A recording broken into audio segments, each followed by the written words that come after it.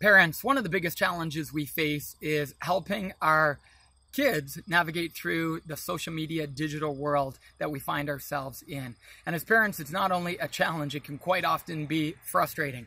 We have 3 teenage kids ourselves, and over the course of the summer, and now as we approach the school year, the question is, how do we limit or create limits or at least expectations with our kids in terms of their cell phone usage? So what I'd like to share with you are some best practices that we've utilized as parents and that we recommend to the kids that we coach with the teams that I coach, as well as parents that I speak with in our PGC family.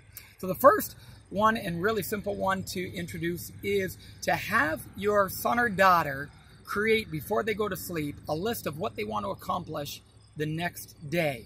What we've done with our kids through the summer months is have them accomplish at least 3 things on their to-do list before they look at their phones. That way the phones aren't the first thing that they look at in the morning and not the last thing that they look at night. And so by having them create a list and ensuring that there's at least an hour to 2 hours each morning where they're knocking off some of the things on their to-do list. It might be getting a basketball workout in, or getting a training workout, or reading, whether it's a summer day or whether it's a weekend, ensuring that there's a number of things that they're doing before they spend time on their phone. We talk about the concept of work first, play later. And we discuss with our 3 teenagers the fact that being on their phone is one of those play things, and it's important to develop the great habit of doing the harder things first.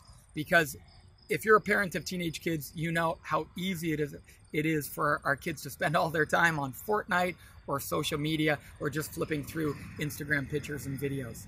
So that's number 1. That to-do list could be the night before, or it could be when they wake up in the morning, and just have them create a list of things that they want to accomplish. If they're training in basketball regularly, then having them put to paper what they want to do that day and tackle those things first. The second thing you could do is create chunks of time where there's no phone time. So we'll sometimes have a 3-hour zone, a phone-free time on a Saturday afternoon or a Sunday afternoon, where they're going to be interacting with friends in person.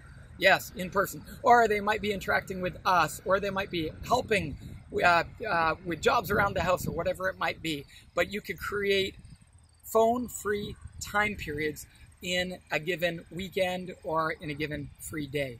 Those are 2 really simple things that we've done as best practices. We also use a product called The Circle to just limit the amount of hours they're on their phones on a given school day. So we typically limit it to 60 or 90 minutes. And we ensure that our kids are saving any video game playing to the weekends. And so that's a limitation that we have as well. You might already have your own best practices, but hopefully those 3 can be an encouragement to you as you help your young people to navigate through the social media digital age.